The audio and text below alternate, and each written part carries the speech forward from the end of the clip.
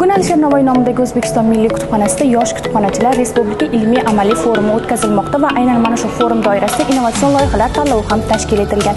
Mazkur forum yosh kutubxonachi mutaxassislarning kasbiy salohiyatini oshirish, ilg'or tajribalarni ommalashtirish, o'zaro tajriba almashish, liderlik ko'nikmalarini rivojlantirish hamda axborot kutubxona sohasida faoliyat yuritayotgan va ushbu yo'nalishga qiziqish bildirayotgan yoshlarni qo'llab-quvvatlashni maqsad qilgan.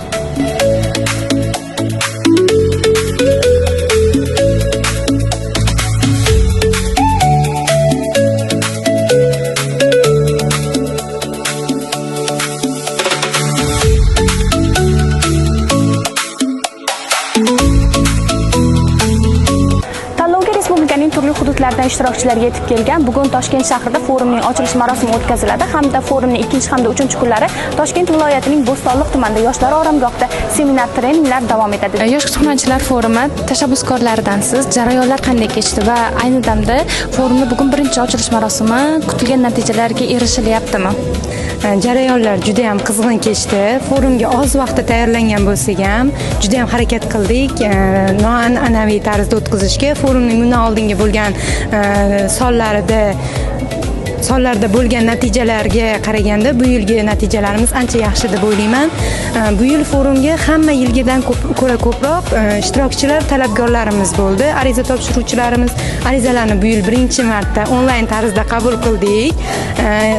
Shu yilgacha an'anaviy tarzda qabul qilganmiz.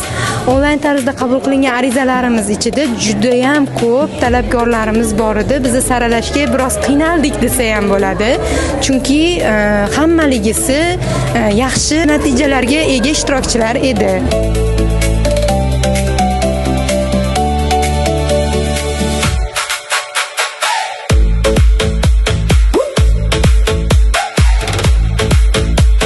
Forumga xush kelibsiz. Assalomu alaykum. Assalomu alaykum.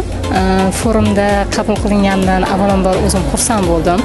Sirdaryo bo'yicha 5 ta yosh mutaxassislarni tasdiqlanganini ko'rib, uning ichida o'zim bo'lganim uchun nima desam, qandaydir boshqacha his bo'ldi va forumga kelib shuni bildimki, hali biz bilmagan kutubxona sohasida ochilmagan qirralar borligini, ya'ni shu forumdan so'ng bu yoqdan bilim va tajribalarni olib ketib, u yoqda o'sha tizim bo'yicha ishlashni yo'lga qo'yishni ham rejalashtirib qo'ydik. Yosh kutubxonachilar Respublika ilmiy amaliy forumi hamda innovatsion loyihalar tanlovi ishtirokchilari mazkur seminardan o'z bilim va ko'nikmalarini egallaganlaridan so'ng seminar treninglarda ishtirok etadi hamda innovatsion loyihalar tanlovida ishtirok etgan ishtirokchilar Grand Prix hamda birinchi, ham ikkinchi, uchinchi o'rinlar bilan taqdirlanadilar.